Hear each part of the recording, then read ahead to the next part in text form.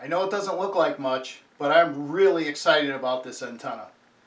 If you like listening to the AM broadcast band and having good nulls, you should be too.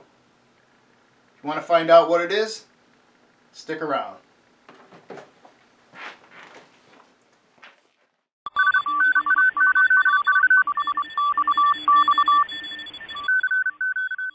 W1VLF. Hey everybody, my name is Paul, W1VLF, and welcome back to the lab. Well, I had a conversation with, or an email with Yusuf, the AirSpy guy, designer and software guy, and I asked him if it would be okay to do a U-loop video on YouTube. And he said absolutely, and I really thank him for that.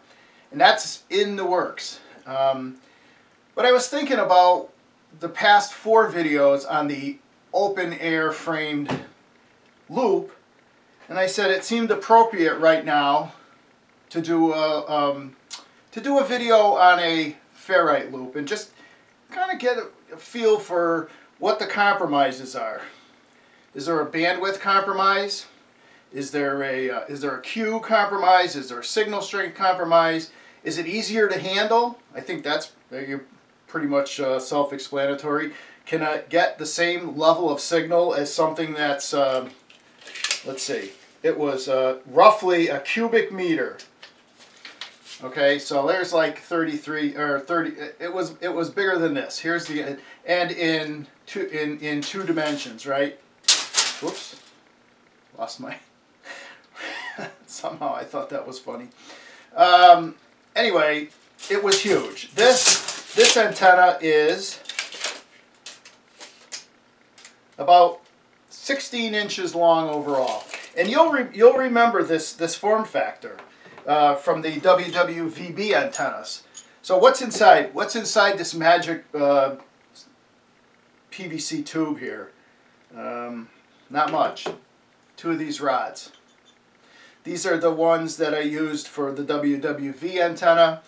I think they were like $4 a piece. They come from Russia, and I put a link to those exact same rods in PVC. Oh, by the way, if you don't use these rods, if they're bigger or smaller, some of the things are going to change here that I can't guarantee. It's always the same when you don't duplicate one part exactly as, say, an author has of an article on an antenna, things are going to change. So, but this is more of a user antenna than an experimental platform. Although I can see the next one, this one covers 540 kilohertz up to just a hair under 4 megahertz, using the variable capacitor, jig that I built over there. Now, I think with a few more turns and that same capacitor jig, we can get this to probably go all the way down to 150 kilohertz, and we can probably get this to go a little bit higher in the HF band. But for now, we're going to concentrate on just how this is made and where it'll tune 540 kilohertz up to about 3.9 or 4, somewhere in there. And again, remember, when we you're going to see this thing on like a little turning arrangement that I made, kind of a real cheesy turning arrangement. But when you get up to 3-4 megahertz, you can't take a lot of things for granted. Like these lead lengths are starting to get important because there are inductance and stray capacitance between these. So if I was to build this for a specific band area, I would dedicate a capacitor relatively close to this, minimize these leads. And again, I've also minimized the leads on the bottom of this. So I'll give you some close-up shots of this after. We're going to also employ the ham cam. But again, what's inside this baby? 2 of these Ferrite rods. Okay, and a couple of end caps. And when I put them in there, I also put expanding glue in, and then I force the end caps on, and that expanding glue holds it in place. If you want to see that, you should go back and look at the WWVB series. It might have been number 1 or 2, but that shows you exactly how I made it. And this is really the platform, if you want to call it, the forum, the for this whole series of videos that we're going to do here. By comparison, let me get these ferrite rods out of here so I don't break them like I did on the last one. By comparison, here's your standard, do not use this as a handle, ferrite rod. So it's about, I would say, half as long, roughly. We'll take these over to the LCR meter. We'll look at the inductance of that. Then we're going to look at the inductance of this. And this is going to be significantly lower. And the reason for that is I can make up the other half of the parallel circuit using additional capacitance to get us down to 540 kilohertz. If you make it so that all you need is 365 picofarads to get down to 560 kilohertz, then you're never going to be able to make it up through 160. I'm going to do a lot of tests now with this, and then I'm going to do some tonight when 160 and 75 are open. So either that's going to be included into this video, or it's going to be a separate chunk. But anyway, we'll go through some of the, you know, what is it on this. By the way, this, I'll give you the number of turns here after I look at it with a microscope, and I'm able to count them. But this is Litz wire. Okay, this is number 46 is the optimum wire size for the AM broadcast band, and I think this is 175 number 46 wires. You can get as high as 660 wires. I don't know what that would do. I arrived at this experimentally. If you want to buy these, they're on eBay. This is 16 inches long, or the overall antenna is 16 inches long, and I'll tell you how many turns. And the coupler loop is 4 turns, right? Remember the yellow wire, the big long yellow wire that run around the perimeter of the other antenna, the air core? Boy, there's some real advantages to this, because look at, right? It's easy.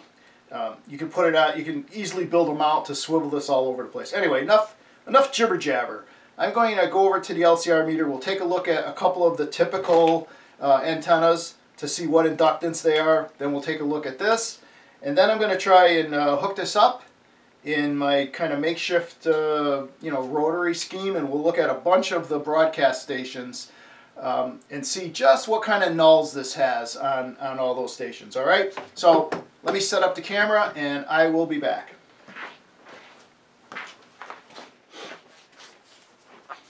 Okay, we're over at the LCR meter right here, and let's take a typical ferrite rod that came off the back of a stereo, and let's see what the inductance is. And it's usually around 240, 250 microhenries, something like that. All right, this one ends up being 280 microhenries.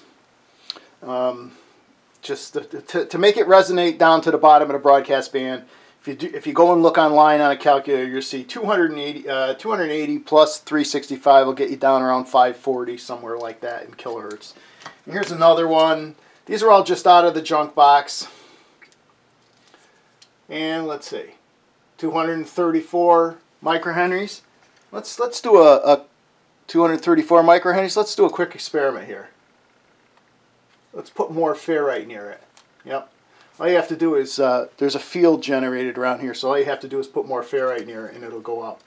Okay, so we know that we need less inductance than that. So here's the antenna with the exciter coil here, and here's the actual windings. Again, I'll get the number of turns if you want to do this. Kind of follow along, follow the bouncing ball, if you will. All right, so let's take a look at this. This is going to be significantly less. All right, so this is only 82 microhenries, which means if we put 365 picofarads in parallel with this antenna, it's not going to go anywhere near the bottom of the broadcast band. So we're going to need 750 plus our 5. We're going to need about 1,200 picofarads. But that's not a problem with that little test jig. Switching in fixed capacitances, especially if you use silver micas, is a great way to extend the range of any antenna. Alright, let's go back over on the bench and kind of set things up a little bit. I'll have two cameras. We'll get the ham cam on the radio, and then you can see what I'm doing and what I'm tuning on the actual antenna itself. Okay, we're over at the vise. The Sony 2010 is here, ham cam is here, and here's our little dowel. If you take a T-fitting, a standard T-fitting, and you cut it in half, okay, it leaves you with this little U shape, and it conveniently will just snap on, and you can now use it as a makeshift rotor, if you will. So, all right. So we're gonna tune a bunch of different stations, top and bottom of the band, and maybe tonight I'll come back on and do the 160 and 75 meters, or I'll just show you the noise floor here. But the signals on 75 and 160 last night were fantastic using this little antenna. Okay, and although these are all ground wave signals, and the ones on 160 and 75 are pretty much skywave, it still has a small effect because, you know, coming down from the top instead of perpendicular. If I was going to build this into something that was permanent, I would put a tilting mechanism on this. So I could tilt it to the incoming wave. You know, I could put it like this, and that would allow for good nulls. Except for the incoming wave is constantly changing. So anyway, I'm going to hook up the tunable capacitor here. And I'm going to start off at 540 kilohertz. Let me hook this up and hook up the coax. It's a little inconvenient to do this because this test capacitor is such a big item. Right? It's not like a small little capacitor that you could put on top very easily. If you were going to do this and make a permanent installation, at least you could see it though, right? You could see me tuning it and all. You would probably put a little block up here with the tuning capacitor itself. So let me turn everything off. All the capacitors are switched in the off position. Let's go to 540 kilohertz. And I'm going to start the ham cam now. Alright, we're recording, so. Whoop, I haven't attached the antenna. Whoop. I had a bad connection there on this radio I gotta fix.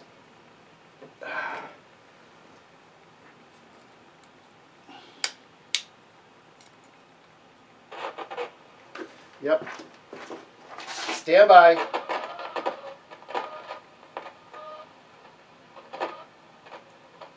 Alright, let's see if I made the connection right.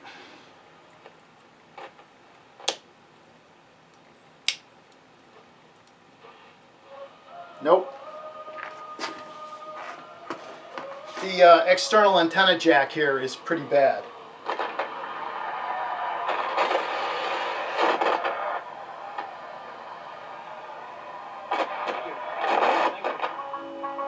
Okay, hopefully that will hold. Okay, so there we are at 540. Let's see where that's coming from. That's New York, so it should be peaking in that direction. Whoops. Okay, so there's the null right there. Goes right into the noise. Comes up to what? Like a 7 or an 8. Let's try 560. You see this way this antenna is pointed?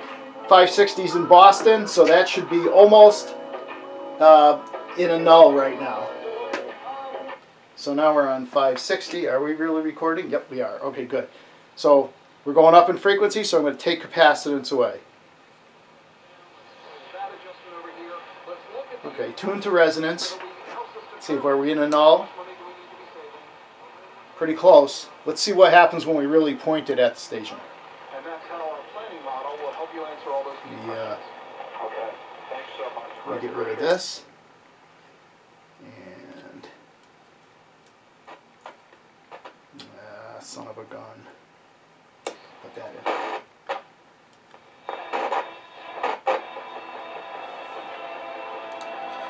Whoops. We'll have to pass that channel off. It's playing music. Let's go up to 660 in New York. Tune that in. Don't worry. Okay. But and that's like 90 miles away. So here we go. We're going to try for the null. Getting closer.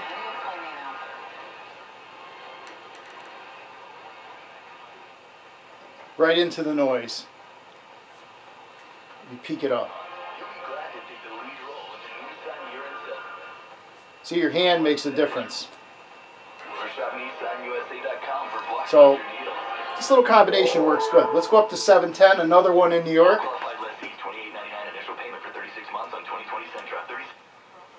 Okay, we're going to have to tune the capacitor. Call 212 choices. 212 choices. Hats off to President Carter. Cancer-free after radiosurgery. Why would a president choose radiosurgery? For the same reasons. Okay, so some of these are not going to null as perfect as other ones because of the direction they're coming from and all the different metal and everything that's in here, but that's still pretty impressive. So let's go to 770, New York, line of sight, or ground wave. Okay, again we have to take let's take some capacitance out because we want higher in frequency. Okay. I wouldn't drive on the bubble.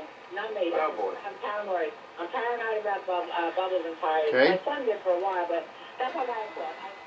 Be safe no matter what you do. So that puts it right into the noise. 1010 is in New York as well. We'll try that. Now I'm going to have to take some of my extra capacitance out. Okay. 1010 is pretty weak. At this point, the track, of course, it'll change. Keep it locked to 1010 wins. More people get their news from 1010 wins than from any other radio station. Think about how big that other antenna was. Let me just grab something here real quick.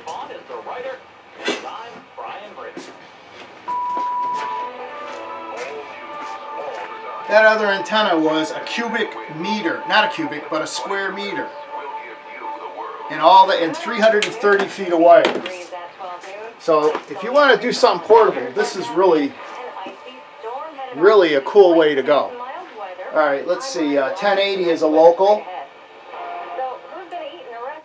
Okay, no signal, right? We're going higher in frequency, so we're going to take some capacitance out. I think we are anyway, aren't we?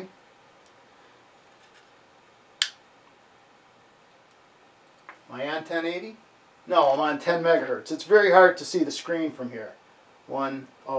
In the case of the community colleges, which already collectively have a very low reserve base.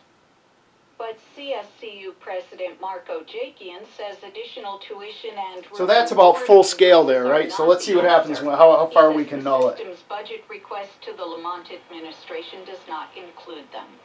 Waterbury police are asking for the public's help in locating a teenage girl who was reported missing early today. A silver alert was issued for 14-year-old It starts to go into the noise. There seems to be some noise on that frequency. Let's try 1320, which is another local. It's down in Waterbury. Okay, let me peek up on that one. Many of the missing may have been able to scale a fence and flee. America's listening to Fox News.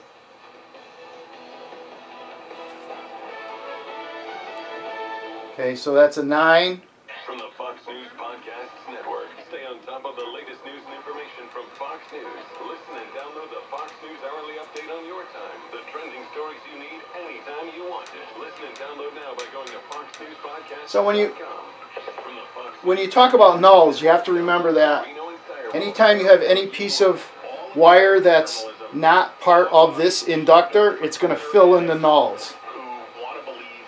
Because it's receiving signal. So if I put my hand on here, our null goes away quite a bit. And the other thing is I have lots of metal around here too. Let's try 1360s, another local. America's listening to Fox News.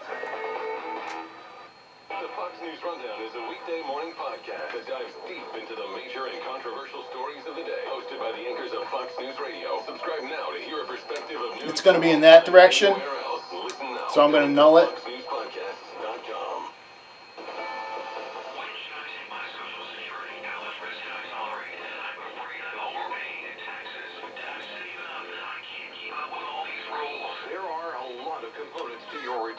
Man, a null isn't so great on that one. How about 1410? To establish a partnership with a professional who can provide. It takes a lot of pressure off of the offense. But you can see it peaks up really sharp. It does a lot of things for your offense, and I think it gives you confidence, most importantly, to those offensive linemen. Okay, so Playing what they love to run block. I mean, if you ask any one of them, they would rather run block than pass block. And you got a ready back. so from like a 1 or a 2, and you can see there's some skywave in there too because the null is changing. Okay, now we go back to broadside. Huge difference. Let's try 1500. Got to take more capacitance out. Tony, it's great to be with you. I want to start first with your speech yesterday, which has Okay. a little bit of a stir. Because you really I don't really know where this one is, but takes it right into the noise. Let's see, 1700 is a skywave signal. So, oh.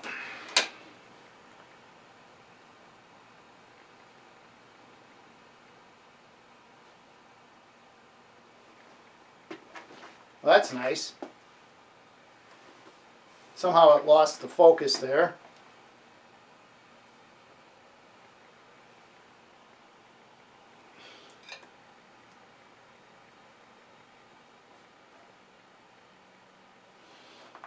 Alright, so I guess I'm back. Things are a little precarious when you're trying to do all this in a small area.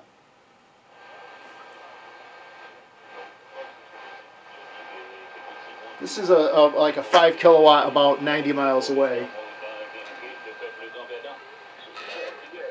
Looks like it's in that direction. This is mostly skywave.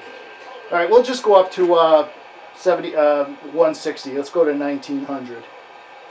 You'll just at least hear the noise floor rise on that.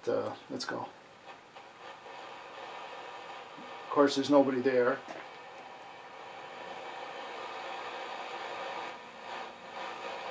But you can hear the noise come up. And we'll go up to 3330. Let's tune that.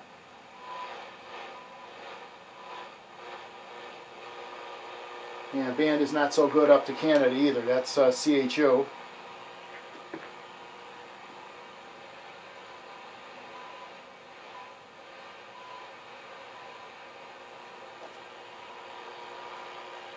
Yeah, alright. We're going to go up to 80 and see if there's anybody around.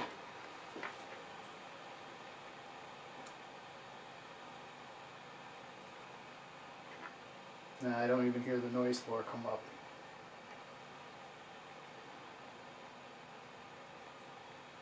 Alright, well I guess that's where I'll end it right there. So, sorry to make that so long and tedious, but that's basically we have coverage 3.5 megahertz down to 540 kilohertz. Thanks for watching, and sorry to put you through all that. 73 W1 VLF signing out.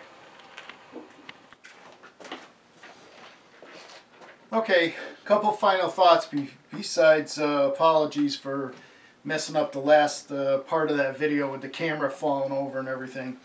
On these radios, they have quite a good preamplifier built in for the Ferrite loop stick that's inside. But when you go to the external antenna, they're not expecting you to put another ferrite rod in there. They're expecting a long wire or something like that. So there's not that much gain in the circuitry when you go with the external antenna. So if the signal strengths are not strong enough, you can always put a preamp after this antenna.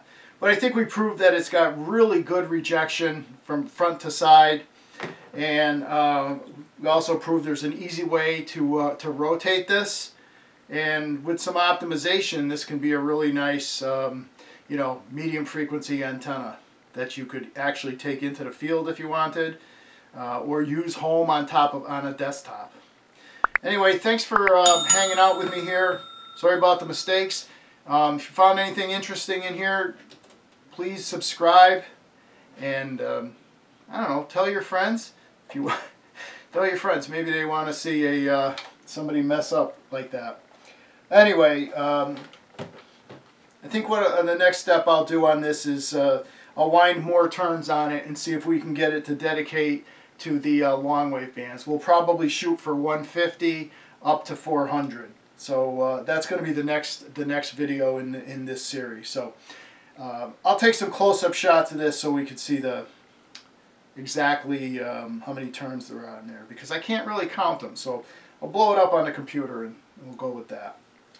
Anyway, thanks a lot, guys. I really appreciate everybody watching, and please subscribe. And this is W1VLF signing off.